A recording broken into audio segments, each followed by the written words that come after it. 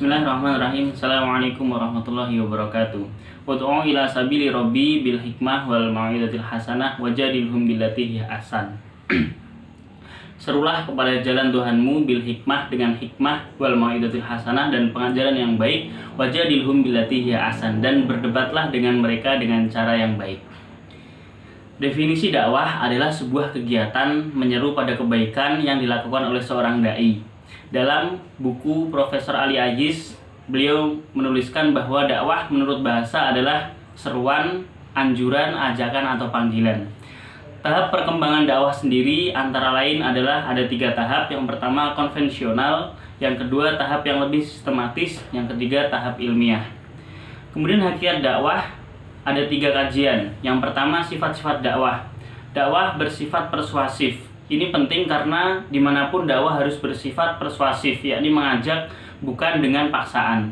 Kemudian dakwah ditujukan juga kepada orang Islam maupun orang non-Islam, dan dakwah harus bersifat rasional atau masuk akal. Fungsi dakwah sebagaimana misi Islam supaya menjadi rahmat bagi semesta alam. Kita meyakini Islam ini adalah agama yang baik dan membawa kebaikan. Dalam dakwah ada yang disebut sebagai pendakwah atau dai. Kemudian dai dibagi menjadi 3 bagian. Yang pertama adalah dai mujtahid, pendakwah yang memiliki kemampuan menggali sendiri pesan dakwah dalam sumber hukum Islam, yaitu Al-Quran dan Sunnah, ijma, qiyas. Kemudian dai muttabi, mengambil pesan dakwah dari hasil penafsiran para ulama.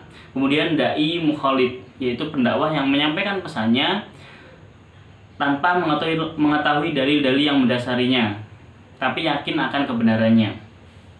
Kemudian prinsip-prinsip dakwah, yang pertama memberi keteladanan sebelum berdakwah, mengikat hati sebelum menjelaskan pesan dakwah, memberi kesan kepada mitra dakwah bahwa pendakwah selalu menaruh perhatian kepadanya.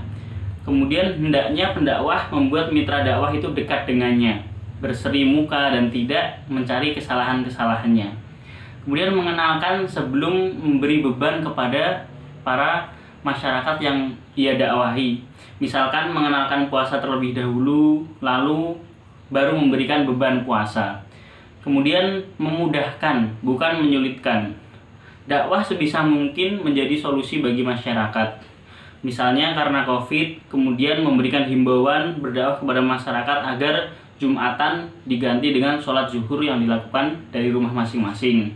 Kemudian yang ketujuh, memberikan pemahaman kepada masyarakat bukan dengan cara mendikte. Kemudian yang kedelapan, mendidik bukan menelanjangi. Selanjutnya, kualifikasi pendakwah atau persyaratan pendakwah menurut Al-Bayanuni. Yang pertama, memiliki keyakinan yang mendalam tentang apa yang ingin didakwahkan. Kemudian menjalin hubungan yang erat dengan mitra dakwah, memiliki pengetahuan dan wawasan, ilmunya sesuai dengan perbuatan dan konsisten, memiliki kepekaan yang tajam, bijak dalam memilih metode sesuai mitra dakwah, menempatkan sesuai kedudukannya, saling menasihati dan berbagi ilmu dengan sesama pendakwah, perilakunya terpuji, menutupi celah keburukan orang lain, berbaik sangka dengan umat Islam, serta bisa berbaur dengan masyarakat. Dan yang sangat penting juga adalah sikap moderasi beragama dalam berdakwah. Karena pendakwah diibaratkan seorang influencer yang dimana segala sesuatunya akan diikuti oleh pengikutnya. Dan harus diwaspadai bahwa para pendakwah jangan sampai menjadi agen-agen radikalisme maupun terorisme di dalam masyarakat.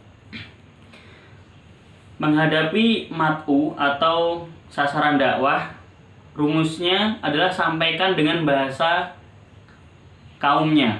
Misalnya kita bertemu dengan golongan petani, golongan buruh, pedagang kecil, elit, dan hartawan. Pendekatannya pun yang disesuaikan dengan para audiens tersebut. Contohnya misal kita di kalangan pedagang berbicara tentang amalan-amalan yang melancarkan rezeki. Selain itu berdakwah juga harus disisipi dengan humor dan bercanda, karena itulah salah satu ciri khas kehidupan di Indonesia. Dakwah akan lebih berpengaruh jika tidak hanya menggunakan lisan, tapi juga menggunakan perilaku juga. Contohnya Tidak hanya ceramah, pendakwah dapat juga melakukan pemberdayaan ekonomi masyarakat, misalnya membangun usaha bersama, mengajari bisnis sebagai wujud dakwah kepada masyarakat. Mungkin itu yang dapat saya sampaikan. Apabila ada salah, saya mohon maaf sebesar-besarnya. Sekian, wassalamualaikum warahmatullahi wabarakatuh.